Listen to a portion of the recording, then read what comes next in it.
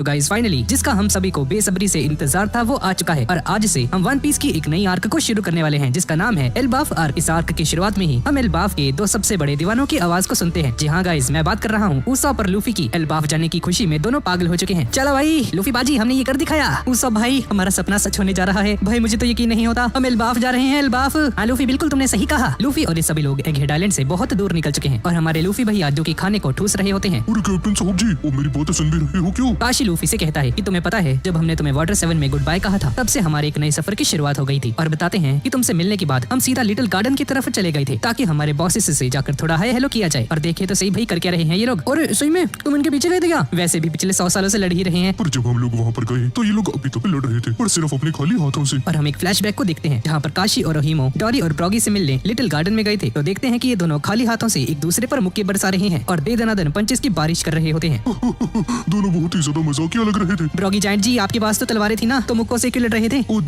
दरअसल ये लोग जब लूफी और इन सभी के लिए वो रास्ता तैयार कर रहे थे जैसा कि हमने लिटिल गार्डन आर्क में देखा था जहाँ पर इन लोगों ने अपनी स्वॉर्ड से एक कंबाइंड अटैक परफॉर्म किया था। तो इस अटैक के इम्पैक्ट की वजह से इन दोनों के वेपन्स चकनाचूर हो जाते हैं। और ब्रॉगी बताता है कि जब ओहिमो और काशी हमारे पास आए तो हमने डिसाइड किया कि हम इस फाइट को अभी के लिए रोक देंगे और अभी के लिए हमें एल्बाफ वापस जाना चाहिए क्योंकि काफी समय हो चुका है। हमने एल्बाफ हमारे विलेज को नहीं देखा है। बिल्कुल, और हमें हमारे वेपन्स भी तो चाहिए। ये सुनकर नामी आगे आती है। एक सेकंड, क्या तुम अभी भी लड़ना चाहते हो क्या? जिसपे दोनों हाँ में जवाब देते हैं। यार मैं क्या ही बोलूं तुम्हें, लड़ो कटो मरो, मुझे क्या, मैं तो अपनी ड्रिंक पीना चाहती हूँ बस। और अपनी ड्रिंक को पीने लगती है और उस पर भड़क जाता है। नामी की बच्ची, तुमने लिटिल गार्डन से क्या सीखा? हाँ तुम्हें याद नहीं वहाँ पर क्या हुआ था? और हमें 2 साल पहले लिटिल गार्डन का वही सीन दिखाया जाता है जहाँ पर डॉरी और ब्रॉगी आपस में लड़ रहे थे और अपनी प्राइड की रक्षा करने के लिए ये लोग बीते 100 सालों से ऐसे ही एक दूसरे के साथ लड़ते हुए आ रहे हैं। और बिल्कुल ऐसे ही मैं भी आगे चलकर एक ऐसा ही ग्रेट वॉरियर बनना चाहता हूँ। नामी, सभी लोग मेरा नाम जानेंगे, समुद्र का एक बहादुर योद्धा उसॉप। इसके बाद हम दोबारा से प्रेजेंट में आ जाते हैं और उसॉप एक्साइटेड होकर कहता है कि आज फाइनली वो दिन आ चुका है जब हम सभी लोग एल्बाफ जाने वाले हैं। पर नामी को इन चीजों से घंटा फर्क नहीं पड़ता है। ठीक है, थोड़ा सा और पीते हैं, काफी टेस्टी है ये तो। अब उसॉप की खिसक जाती है। नामी की बच्ची, मेरी बात सुन भी रही है क्या? तभी लिलिथ कहने लगती है कि एक बात तो बताओ जरा, क्या तुम भी जायंट बनने का सोच रहे हो? पागल हो क्या थोड़ी सी? तुम लोग मेरी बात नहीं सुन रही ना ठीक से? कोई बात नहीं, जोरो भी अपनी जान को एंजॉय कर रहा होता है। वैसे जायंट्स के साथ ट्रेनिंग करने में काफी मजा आएगा। अब हमारी छोटी बच्ची बोले और सांची भैया चुप रहे। ऐसा कैसे हो सकता है? सांची भी अपनी टिप्पणी देता है। अफसोस की बात है, कुछ लोगों का दिमाग बस लड़ाई में ही उलझा रहता है। क्या होगा ऐसे लोगों का?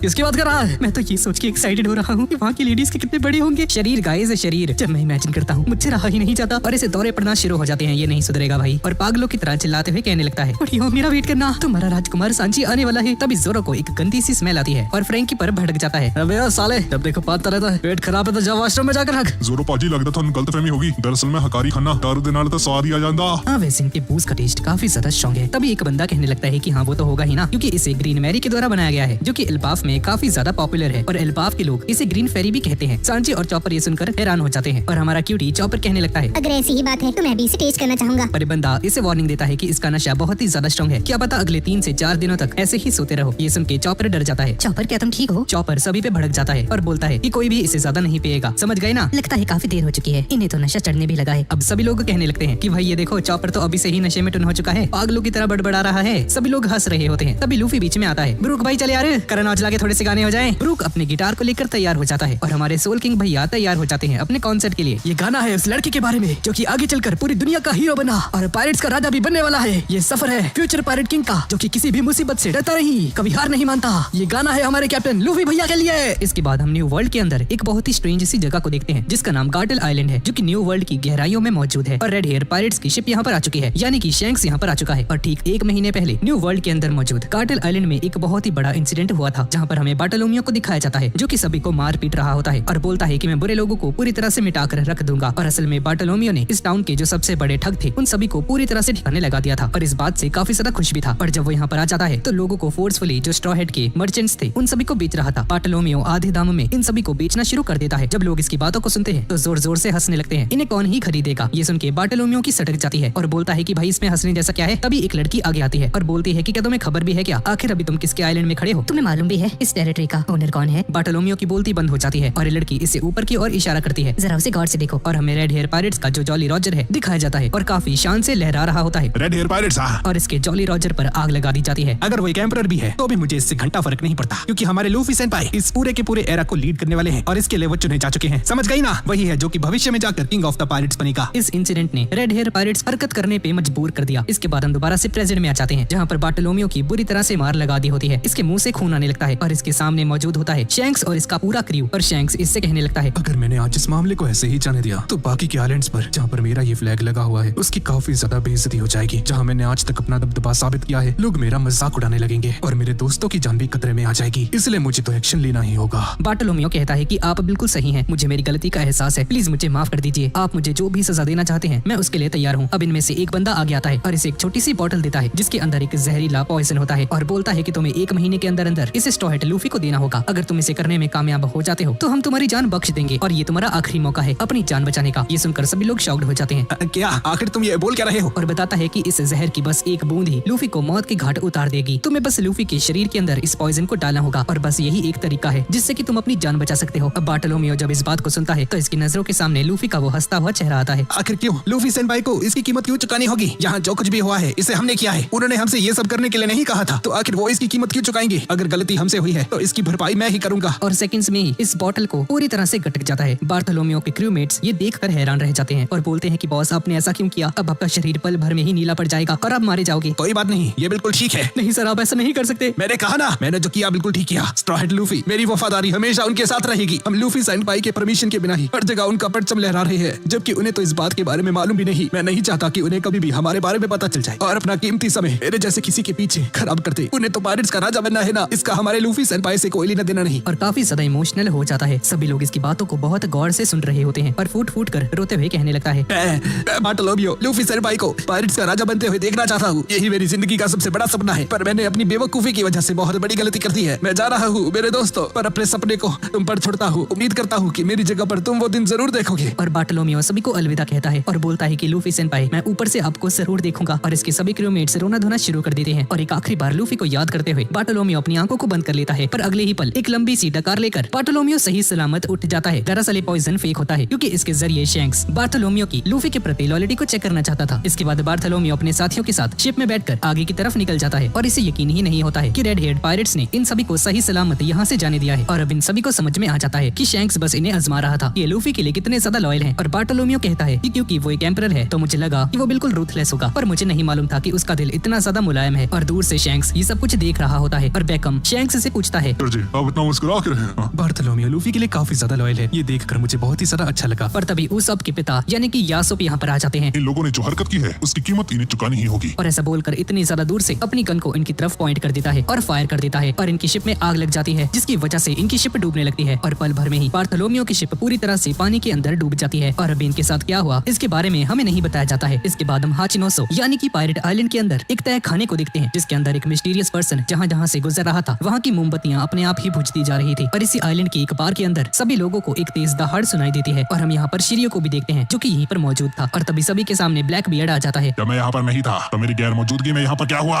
और हम वास्को शॉट को भी देखते हैं जो कि लगातार पिए जा रहा था और इस बंदे को किसी बात की परवाह नहीं। पिज़ारो कहाँ हो तुम? और पिज़ारो जो कि एक डेविल फ्रूट यूजर है और जिसे कि करप्ट किंग भी कहा जाता है, ब्लैक बियर्ड बहुत ही ज्यादा गुस्से में होता है और इसकी गैर मौजूदगी में पिज़ारो इंचार्ज था और पिज़ारो की फट जाती है। तुमने वो सुना ना, तुमने मोरिया और गेको मोरिया को एस्केप करने दिया। तुमने वेगापंक के मैसेज के बारे में भी सुना। उसने जो जो कहा अगर वो सारी बातें सच है तो ये दुनिया पहले जैसी बिल्कुल नहीं रहेगी। जिन पोनिग्लिफ्स के बारे में कुछ पायरेट्स और कुछ ही लोगों को पता होता था, अब इसके बारे में पूरी दुनिया जानती है। अब सभी लोग उसे ढूंढने लगेंगे, यहाँ तक कि नेवी और सरकार भी अब इसमें शामिल हो चुकी है और उनसे लड़ने में हमें कुछ भी हासिल नहीं होने वाला है। इसी वजह से कोबी हमारे पास एक बार्गेनिंग चिप की तरह मौजूद था। तुम इस बात को जानते हो ना, लेकिन तुम लोगों ने उसे जाने दिया।